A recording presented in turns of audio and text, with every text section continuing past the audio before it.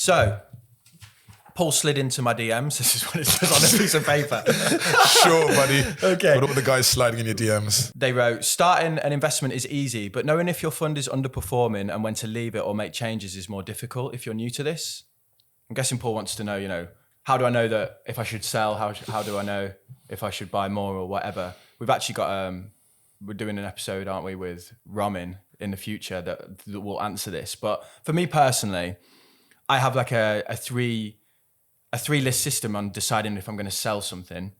That typically means if I bought it and I didn't understand what it was in the first place, which I think a lot of people have done, they bought something because they heard off a mate and then they're like, oh, actually, probably shouldn't have bought that. I don't really know what's going on here. Yeah. Then I would sell it. If you can invest the money elsewhere for a better return. So with a fund, that could be that there's another fund that does the exact same thing, but it's cheaper, on a monthly basis, then I would consider selling. And third is that there's something that's fundamentally changed with the investment that means you don't want it anymore. This more applies to individual stocks and shares. But with a fund, you might think, oh, Neil Woodford's just a massive fraudster, so I don't want to be in it. So those are my three ways of deciding whether I want to be in it or not. The thing about what Paul's asking is in relation to funds or index funds, the strategy shouldn't change which way the wind's blowing.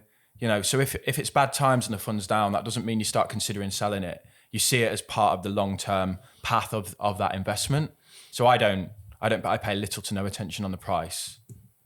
Does that make sense? I think a lot of people are quite reactive. They see the price go down, they sell. Exactly. They get scared. But especially if you've invested in a fund, Warren Buffett. I think Warren Buffett or someone, Warren Buffett said that he doesn't invest in things he doesn't understand. So like you said, the first step is you would leave it. If you don't understand it or you bought it by accident or you bought the wrong thing, then you can get out. So, and you just got to be comfortable with the fact that like you could sell and then it shoots up, but you didn't know that was luck anyway. If you were in that, you can't kick yourself on that basis.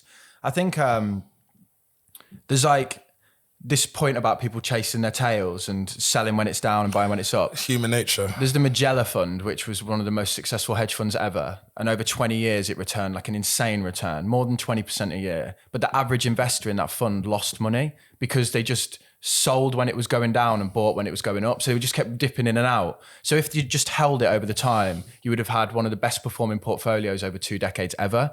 But the majority of people just kept playing the hokey cokey with it. Do you know what I mean? This question is actually quite a good one because a lot of people, they don't know when to leave. And I think there's a fear, FOMO. Like you, mate. I'm still holding all my crypto. I'm not letting it go. No, there's like FOMO. There's the fear of missing out. So like when it goes up, everyone's like, oh, I should buy it so I don't miss out. And then when it's going down, there's a fear of loss. You're like, oh my God, I'm going to lose my money. Let me get it out before. But really, you're meant to be buying low, selling high. Yeah. So, and it's the thing of like, oh, it's gone down to 1/10 of what it was.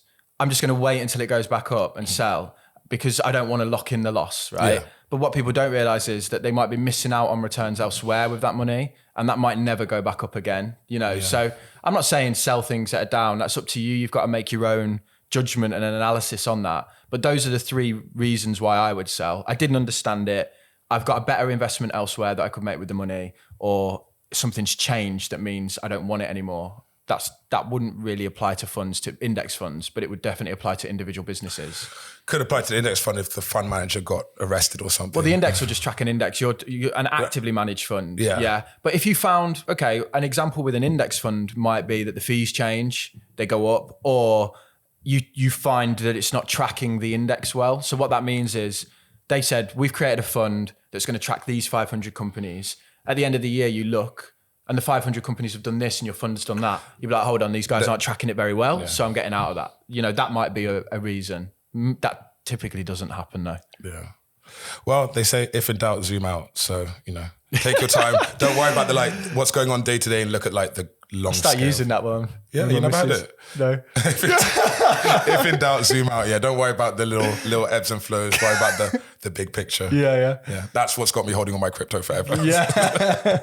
So you say you don't look at your funds like every day. You don't look at them too often. How often should you kind of analyze your fund performance and think about moving things around? I do look at it every day. I'm fully addicted to that. Like, little refresh. But you don't tweak. But it doesn't bother me. It doesn't trigger me anymore. Seeing it go up and down. If it goes down, I actually get a bit excited.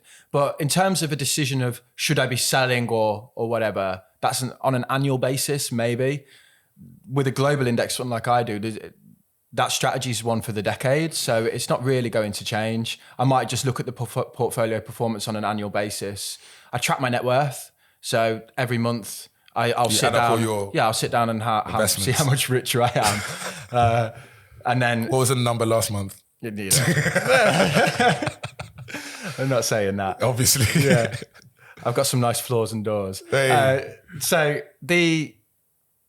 the thing about that means then is I'm looking at the funds anyway, so I might look at it then. But I'm rarely ever considering should I buy, should I sell another fund. That's maybe once a year. In reality, I'll hold the same index fund that I do probably for 20, 30 years.